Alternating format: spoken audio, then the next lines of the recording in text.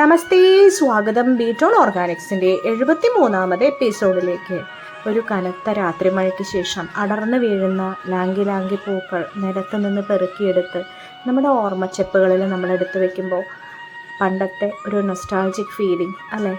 തിരിഞ്ഞ് നമ്മൾ ഒരുപാട് വർഷം പുറകിലേക്ക് നടന്നതുപോലെ. അത് lanky lanky, ylang ylang, Kattuchembakam, കനകചെമ്പകം, മദനകാമേശ്വരി, Nishagandhi, Manoranjini, പച്ചച്ചെമ്പകം എന്നൊക്കെ പല പ്രദേശങ്ങളിൽ പല പേരുകളിൽ അറിയപ്പെടുന്ന നിശാഗന്ധി അല്ലെങ്കിൽ ലാങ്കി ലാങ്കി സർവ്വസുഗന്ധിയാണ്. സുഗന്ധ തൈല നിർമ്മാണത്തിനാണ് ഇത് ഏറ്റവും കൂടുതൽ ഉപയോഗിക്കുന്നതും. തടിയും ഇലയും പൂവും കായും അതിൻ്റെ പട്ടയും ഒക്കെ നമ്മൾ ഉപയോഗിക്കുന്നുണ്ട്. അതേപോലെ ഞാവൽ പോലെയുള്ള കായകൾ അതിൽ കാണാം. പണ്ടത്തെ തറവാടുകളിലൊക്കെ സ്ഥിരം കണ്ടിട്ടുണ്ടായിരുന്നു. ഇതിന് ഒരു പ്രണയ സുഗന്ധ പുഷ്പം എന്നുള്ള പേരിലും അറിയപ്പെടുന്നുണ്ട് കേട്ടോ. അരോമ തെറാപ്പിയിലാണ് ഏറ്റവും സൂപ്പറായിട്ട് ഉപയോഗിക്കുന്നത്. മാനസിക സംഘർഷം, ഡിപ്രഷൻ, പിരിമുറുക്കം, അതേപോലെ ചർമ്മരോഗങ്ങൾക്ക്, സെബം സെക്രീഷൻ സാധാരണഗതിയിലാവാൻ, അതായത് കീടശല്യം ഉണ്ടാവില്ല, താഴമ്പൂ പോലെ നമുക്ക് നമ്മുടെ കുപ്പായങ്ങളുടെ ഇടയിലിട്ടിട്ട് സൂക്ഷിക്കാം.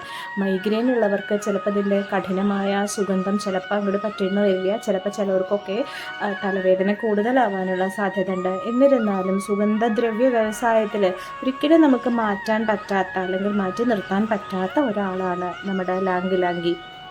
അത്യാവശ്യം വലിയൊരു മരമാണ്. പണ്ട് കാലത്ത് തറവാട്ടുകളിലൊക്കെ ഉണ്ടായിരുന്നതും അത്തരത്തിൽ വലിയ മരങ്ങളായിരുന്നു. പക്ഷേ ഇപ്പം നമുക്ക് നഴ്സറികളിലൊക്കെ ഇതിൻ്റെ ഹൈബ്രിഡ് തൈകൾ നമുക്ക് വാങ്ങാനായിട്ട് സാധിക്കും. പറ്റുമെങ്കിൽ നമ്മുടെ വീട്ടിലും ഒരു ലാങ്കി ലാങ്കി